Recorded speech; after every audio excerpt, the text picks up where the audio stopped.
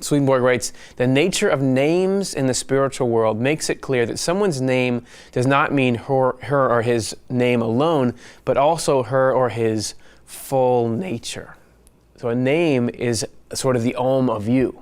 That it's not just, here's a couple sounds that are associated with you on your birth certificate. I am saying everything about you when I say your name. And sometimes the effect of saying a spiritual name is really tangible and really visual in how it affects somebody spiritually. So Swedenborg writes, when anyone is named or a name is mentioned, an idea of the person's character springs to mind.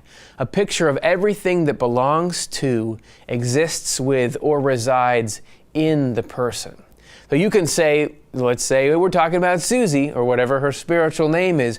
When I start to talk about her, the name doesn't just prompt, oh yeah, that jogs the memory and it's got the right sounds. This is an expression of, I like these three categories Swedenborg had, of everything that belongs to her, and this would not just be objects, of course, but characteristics and talents or whatever that is, exists with the thing she's participating in or resides within. And this could be things in the depths of a person that maybe they aren't even aware of existing, or that you have only somebody else could get that kind of insight into it. All this stuff, this entire complete picture of the person can come to mind just by hearing this perfectly suited spiritual name.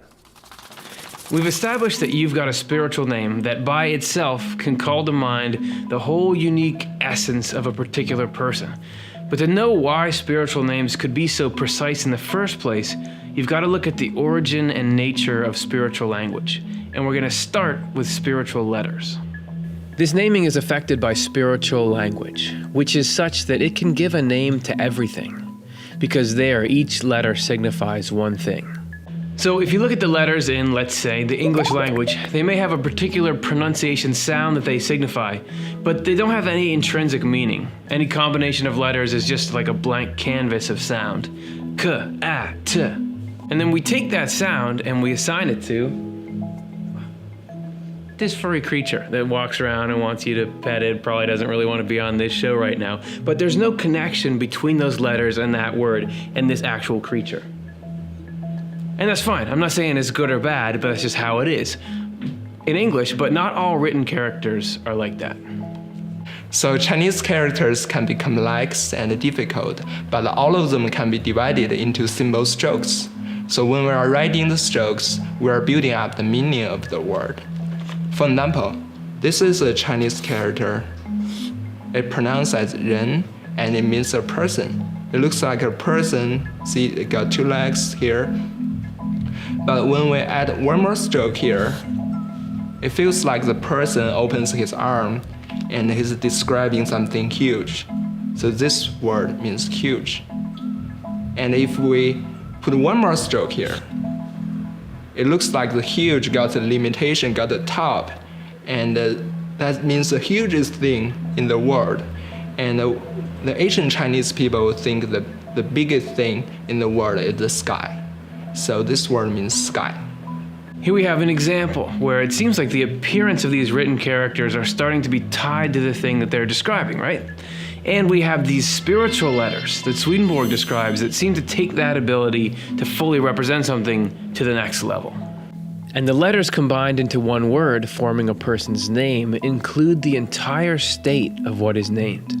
This is one of the wonderful things of the spiritual world. Well, is it a little bit like that, that name acronym thing people do? You got Fred, and he's really great, and he's friendly, really cool. He's a good guy, whatever D is, something. But spiritually, each letter, whatever they would actually look like, would contain a perfect description of a part of your essence. And so then in totality, in the sequence that they're in, they would spell out you. And the reason why we could be confident that your spiritual letters would end up expressing you is that spiritual words are a full expression of a concept. All spirits share a common language that flows from their thinking and is made up of concepts that are heard as words in the spiritual world. So a concept that's heard as a word. What I think that means is, think of the word movement. We see that, and that gives us an idea of actual movement. And we can identify that in an example.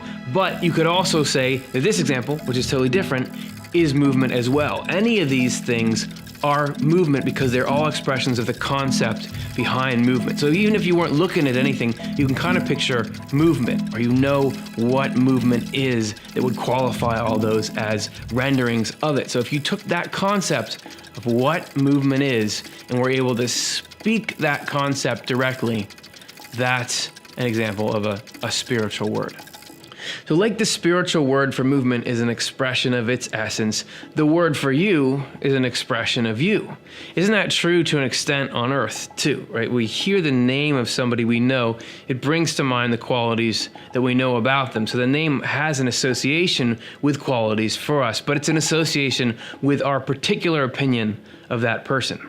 But things in the spiritual world are their essence. So you'd hear who someone really is and then react to that, not just your perception of them. So that on its own sounds cool. I feel like spiritual names sound cool, but how do I get one? Well, Swedenborg writes that arriving in a spiritual community, actually as part of the package, involves receiving a new name. There's a Native American tradition where a name based on meaning is given not just once to a person, but many times throughout their life. In the Native American naming tradition, names should change. Children receive names that are descriptive. They may be given new names at adolescence, and again as they go through life according to what their life experiences and accomplishments are. Society bestows a new name is earned. In other words, names should change as the individual changes. And even outside of that tradition, the names that we use for ourselves and others can change based on things like nicknames or titles. So for example, somebody might be called by their first name, but then decide they want to be called by their middle name. Or you could have a childhood nickname that works for a long time, but at some point you're like, no, I'm not Stevie, I'm Steve. And different people can be calling you different nicknames for different reasons. So thinking about it that way, it makes sense that in the spiritual world where everybody is discovering their truest, deepest self and moving into a new phase of life, that we would get a new name. In the spiritual world, people stop using all the names they were given in baptism in this world and the names they received from their parents or their family. All there are named for what they are like. Angels get a name that indicates the moral and spiritual life they have. We are what we love. Or to put it another way, what we care about the most determines our essence. And that also shapes the way that we see life, or our level of wisdom. When we come into community with other people, a name emerges that embodies who we are. People in the spiritual world do not have names the way we do in this physical world. Rather, each individual is named for her or his own love and wisdom. As soon as we enter a community or gathering of people, we are immediately given a name that expresses our nature. In the afterlife, we'll come into a community that feels like home in a way that we've never experienced before. New aspects of ourselves will start to emerge, and we'll be given a new name that fits us perfectly.